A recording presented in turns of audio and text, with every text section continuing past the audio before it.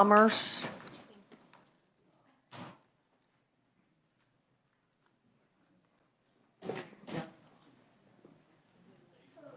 I'm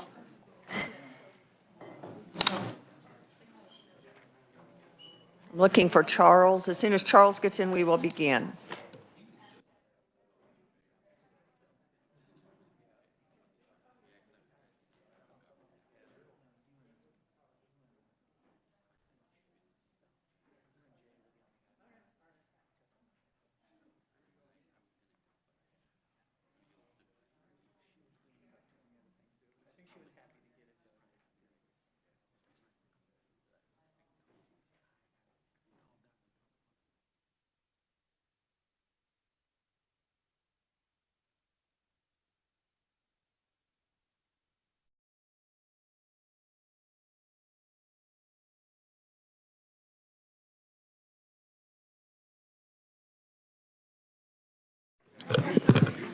Okay, committee, we are back today. If I can have everyone's attention, please. We are going to try to get a lot done today. We are going to take back up Senate Bill 47, prohibiting cities and counties from regulating consumer merchandise and auxiliary containers for the consumption, transportation, or protection of consumer merchandise. I want to start, Charles. I want to make a motion to reconsider the amendment that was brought by Senator O'Shea to remove the portion on consumer merchandise. So if, Charles, you have that, pass that out. Yes. Do I have a second? I'll second that. Seconded by Senator Dietrich. All those in favor, say aye. Aye. Opposed, no. Motion carries.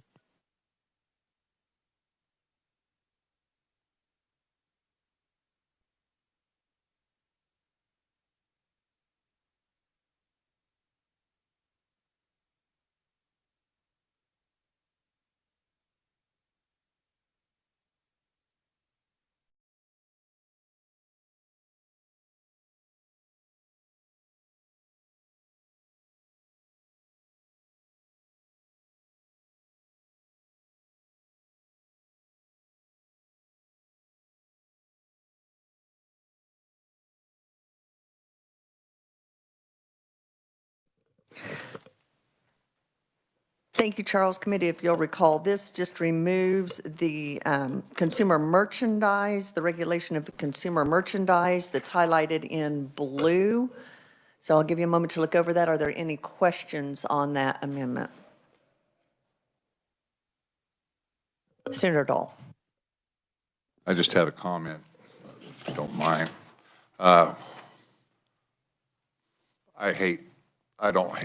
I just dislike Senate Bill 47. This is putting lipstick on it. I have to vote for it because this makes it better. But there isn't enough lipstick in the world to make this a good bill. So I just wanted to throw that out there just because I wanted to, I guess.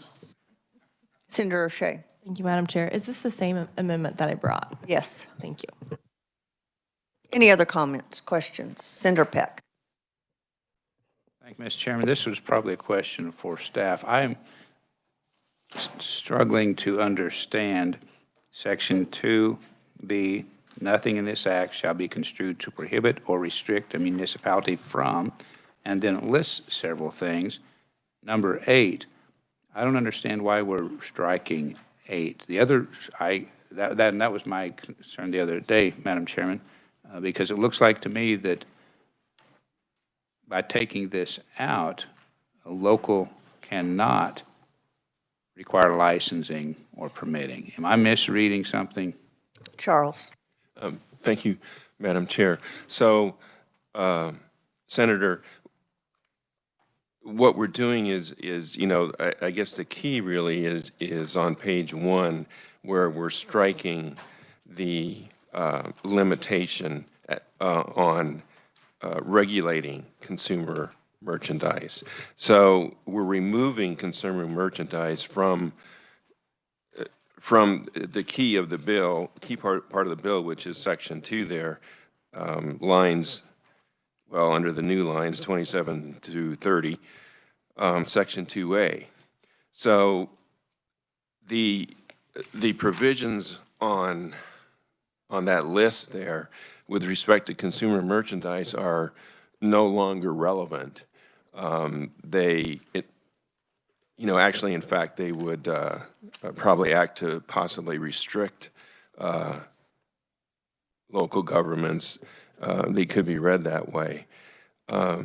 So taking them out is consistent with removing the prohibition on regulation of consumer merchandise. There's no reason for them to be there. They're irrelevant, and leaving them in would actually probably one, it would be kind of confusing, and the other thing is it may actually act to restrict what local governments could do with respect to consumer merchandise. Whereas just not having any reference at all to consumer merchandise just leaves the law the way it is with respect to consumer merchandise. In other words, this bill no longer has anything to do with local government regulation of consumer merchandise. The reason we're leaving it in the description, you'll notice there's still a definition of consumer merchandise, and the reason we're leaving that in is because if you look at the definition of auxiliary container, which the bill does prohibit regulation of. Auxiliary container, part of that definition is it's designed for the consumption, transportation, and protection of consumer merchandise, food or beverage at a manufacturing, distribution, or processing facility.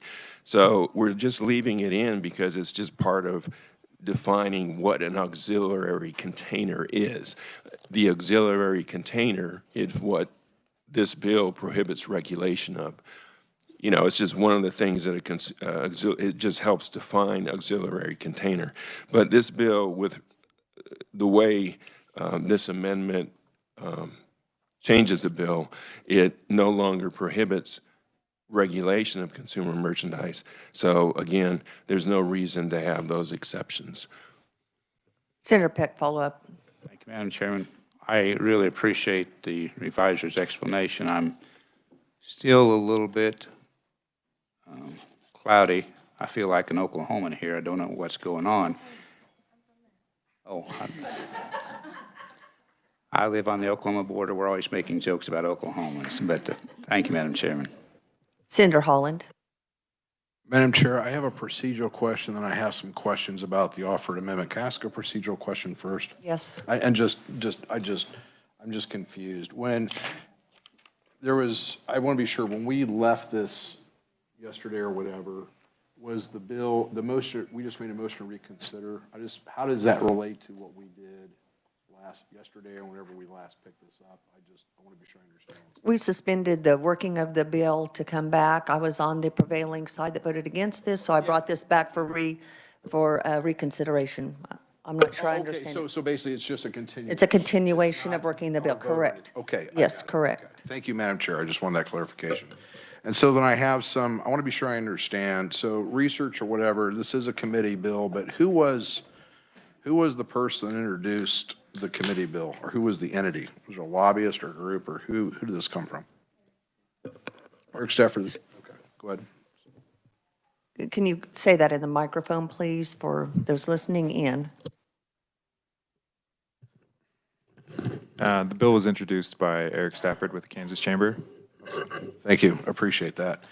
So here's my concern. I don't understand. To me, the amendment is confusing me now, because I guess what I don't get is it looks like the amendment's trying to split hairs. Maybe back to, well, anyway, it looks like the amendment's trying to split hairs, and what I don't understand is if you're saying, okay, we're just going to allow cities and counties to basically, they still have local control to regulate the consumer merchandise, but we're not going to allow them to basically regulate, if I'm understanding from Charles, auxiliary containers, which is the packaging for all that merchandise. Okay? In my mind, I don't understand that thinking, because in essence, you start to go down the rabbit trail of then, are we really saying they really can't regulate the merchandise anyway. So this, to me, creates more confusion among our cities and our retailers. I'll be voting against the amendment because to me, I don't think it clarifies, it just hinders. Thank you. Any other questions, comments? Seeing none on the amendment, all those in favor say aye. Opposed, no? No. Motion fails. Division has been called for. All those in favor, raise your hand. Of the amendment. All opposed, same sign. Motion carries. I'm just going to have to start doing a hand vote every time. Got some loud people apparently. So my apologies, motion passes 5-3. Any other amendments on this bill? Seeing none. What are the wishes of the committee on this bill 47 as amended? Do I have a motion? Senator Peck. Thank you, Madam Chairman. I will move that the Senate Commerce Committee pass Senate Bill 47 as amended and recommend it favorable for passage. I have a motion. Do I have a second? I will second that. So we have a motion and a second. Any further discussion on the bill? Seeing none, all in favor, raise your hand.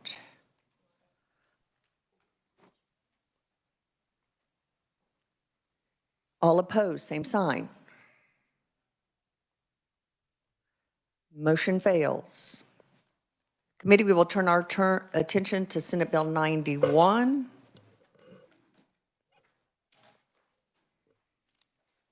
As you'll recall, this is the film tax credit.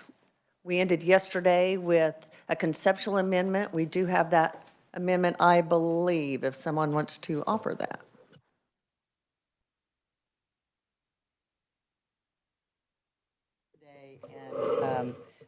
Thank you, Madam Chair. We had a great discussion yesterday, and there were some issues that folks were concerned about. One was refundability, and one was the carry forward. So this amendment addresses both of those, and I would ask Charles to describe what we've done here.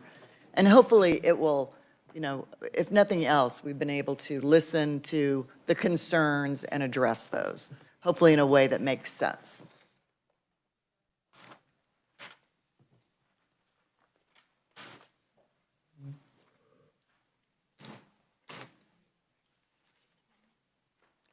He has to explain it first. Yeah. I'm going to let Charles explain because sometimes you're much more accurate in your explanation and I might miss something.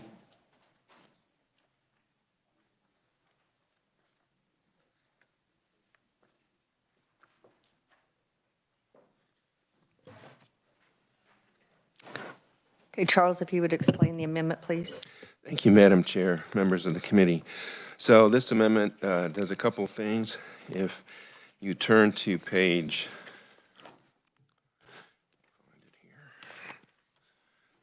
page 10,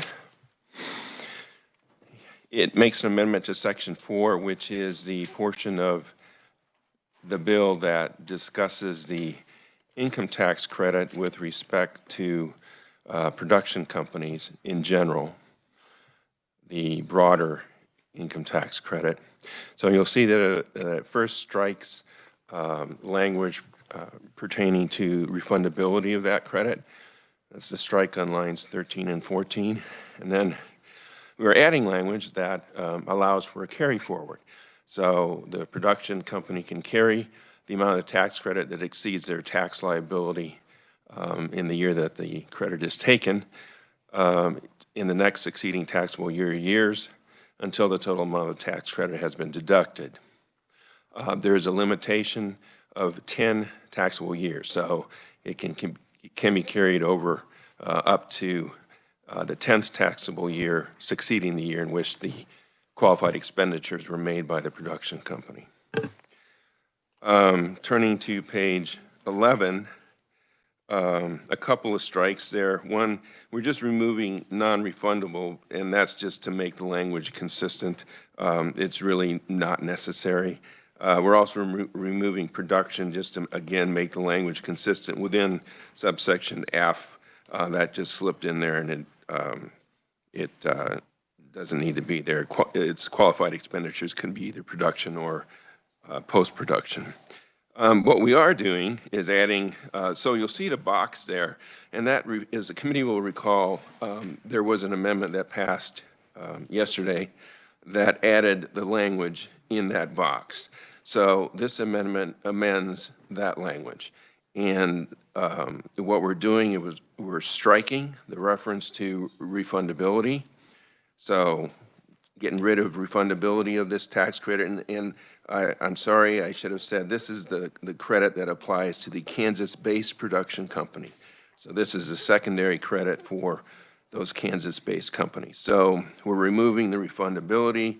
We're adding the same language that we discussed before, which just, allows for a carry forward of any remainder after the credit is applied against the Kansas-based production company's tax liability for up to 10 taxable years. The rest of the language in there is the same. And this particular amendment allows for transferability. So the transferability language is changed, but it doesn't remove transferability. It just makes the same change to a transferee's credit that the transferee would receive that we've just discussed. So again, there's just an addition of taxable year just for clarification there. And then we have the same language. We have the same strike. We are striking out the language that allows for refundability to the transferee on line 30. And then we're adding the language allowing for a carry forward in the next succeeding years. And again, the limitation is 10 years. So that is what the amendment does. Thank you, Charles. So if I understand this right, we're removing the refundability, keeping the transferability, and adding a carryover that is mirrored from the previous bill, and also no. Yes to almost everything except the carry forward in the previous bill. Actually, there was no carry forward in the previous bill. There was a carry forward in the previous film tax credit that went away a while back. That's the one I'm referencing, the one from 10 years, the original film tax. Yes. Is that? The carry forward in that provision was 3 years. So we're making it And this is 10, longer. and why is it 10? Because I would defer to the conferee. I can answer that. It's because it closely resembles Missouri's. So that was the intent behind that. So question, Senator Tyson. I appreciate the amendment. The transferability obviously is a rub for me, but it's a lot better than it was. I would ask, is the transferability limited to film-making companies, or may it be sold to any Kansas taxpayer? Charles. Thank you, Madam Chair. Senator, the transferability language, if you look at subsection K, references any entity that is subject to Kansas income tax. I just wanted to make sure everybody understood that. Thank you. Other questions? Senator Holland. Yeah, just comments, Madam Chair. I really want to thank Senator Peck for opening up this discussion yesterday, because I had severe gastrointestinitis, whatever, with the fully refundability of the tax credit as it stood. The last thing I want to do is start another border war with Missouri on this stuff. I think this much closer aligns us to that. I do like, and I will support the carry forward provisions. I know in a lot of our other Eco-Devo tax credits, we obviously have that. And the thing I like about the carry forward is because it assumes that production company is going to be racking up basically taxable income on what they're doing in future years. So I'm more than happy to help them offset that. I do also support the transferability, because obviously that increases the value of the credits to other interested stakeholders of the deal. So I think these are all really valuable things, and I'll be supporting the amendment. Thank you. Any other questions before we have a motion? Senator Peck. Thank you, Madam Chairman. I really appreciate Senator Dietrich working on this amendment and bringing it forward, or the chair, or whomever, because a butterfly flew by and I just got distracted and didn't get to this, and I am glad to know that we're helping Senator Holland's health condition.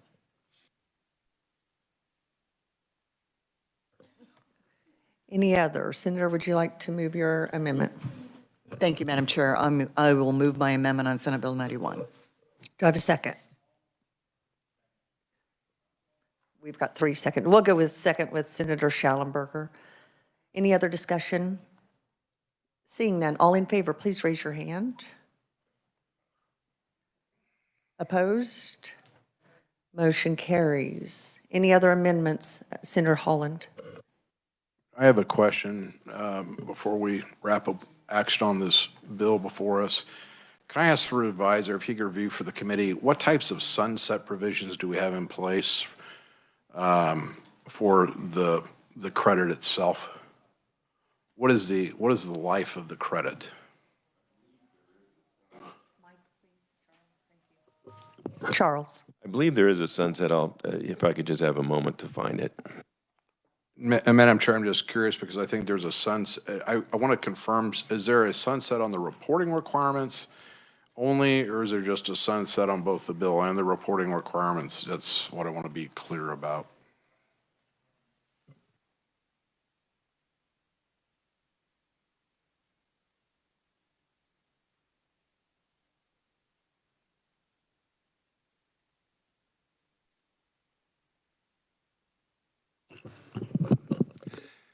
The grants, I know your question didn't really address that, but the grants sunset on January 1st, 2033. The tax credit,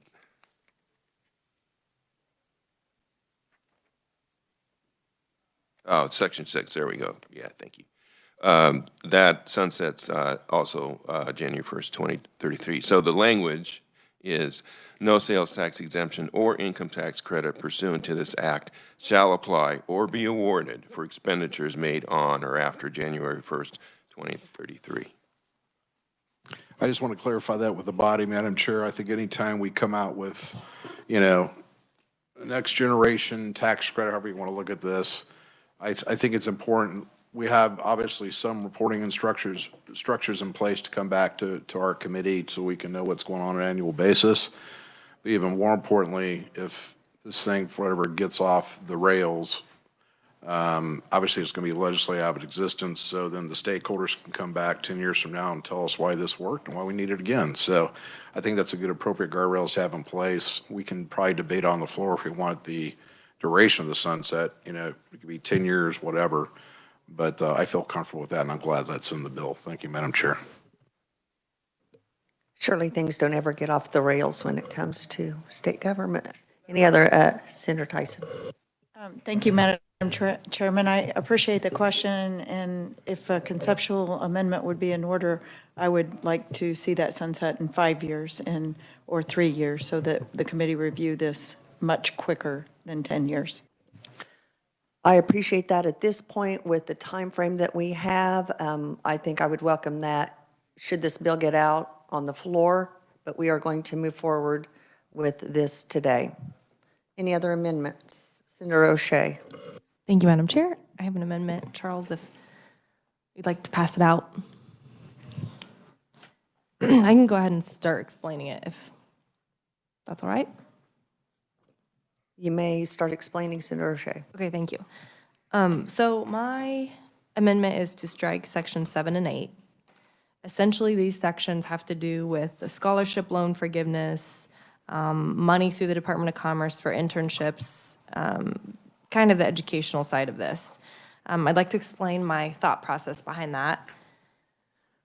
I think this is good. I think what Kansas is doing to attract this stuff is good. When I think about loan forgiveness and attracting people to industries, I can't help but thinking about some of our industries that were really in dire need of more people, such as teachers, nurses, childcare, and so, and I'm just in general not a huge fan of the idea of loan forgiveness. I think Yeah. So we're needing a lot of industries need scholarship help. That's one thing. Two, we heard at least two of the different professors or teachers at these universities said, you know, we have more, students are just coming to our doors. They're not having a hard time recruiting students. And so, again, I think that recruiting students, having students in the classroom isn't necessarily something that we need to incentivize. And then the final thing is that we know that, because what I don't want to do is make our incentive package something that people won't even look at. But we found out that the other incentive packages from other states don't have this component. And so while it would make ours different, I don't think it's going to hurt our chances of remaining competitive. And so I think it's appropriate to remove section 7 and 8. So, Charles, if you could just remind what section 7 and 8 are and what that striking would take out of the bill. Yes, thank you, Madam Chair. So section 7 and 8 are the grant programs, and if the committee will recall, the first, there are two grant programs.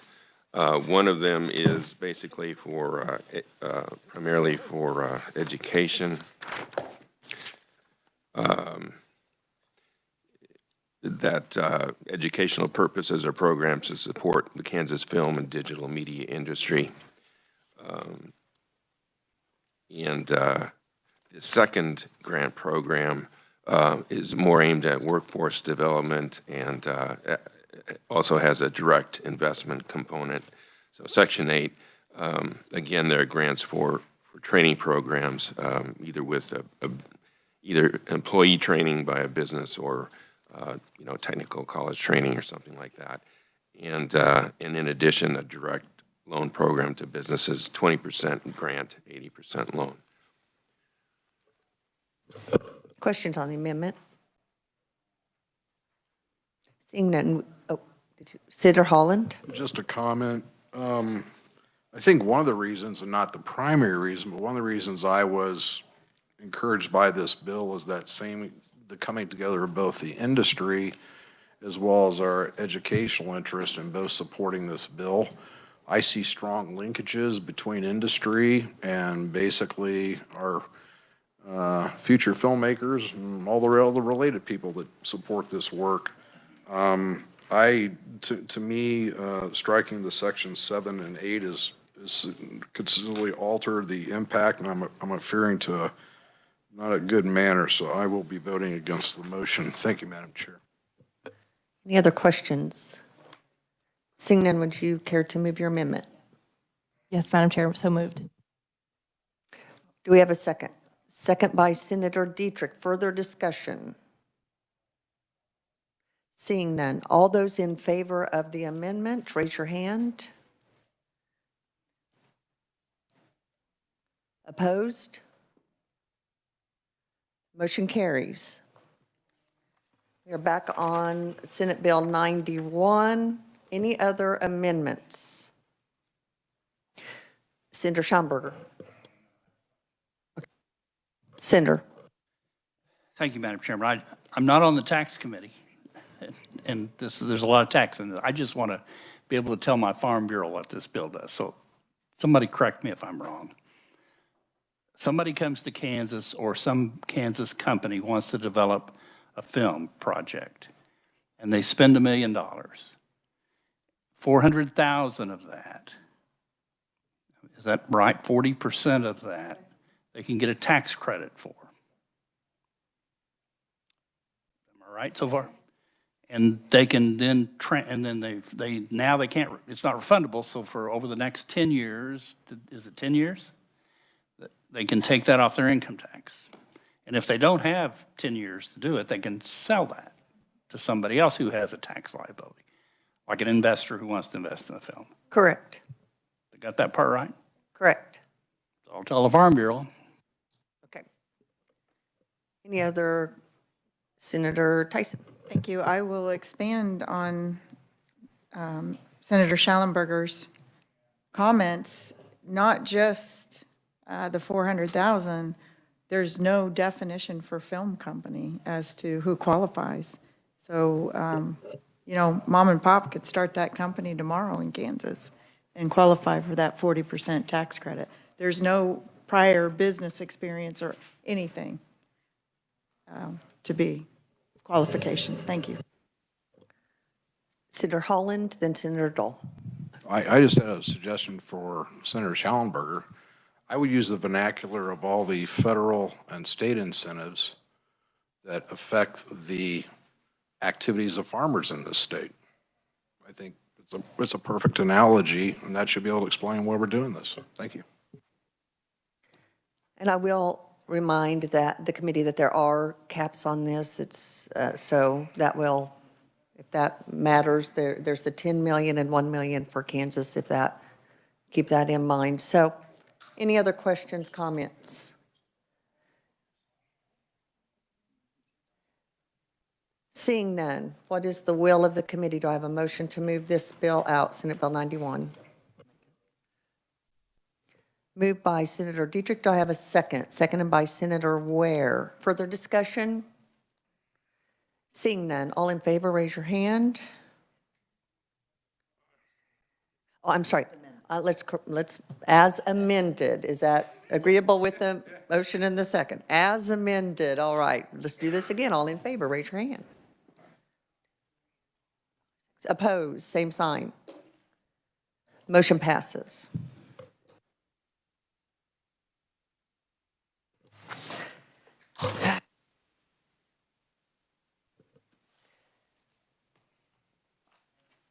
Committee, we are at the point where the chair is looking. We have suspended working two bills at this point, and I fear that we will be suspending working 114.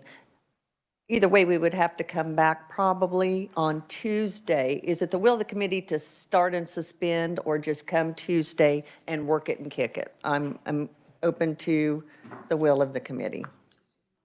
Tuesday, I hate to get started as we get momentum and discussion and squelch it. I'm afraid with this bill, we will not get finished in time. So committee, we will plan on taking up and working Senate Bill 114 on Tuesday. Enjoy your free time. Committee, we are adjourned.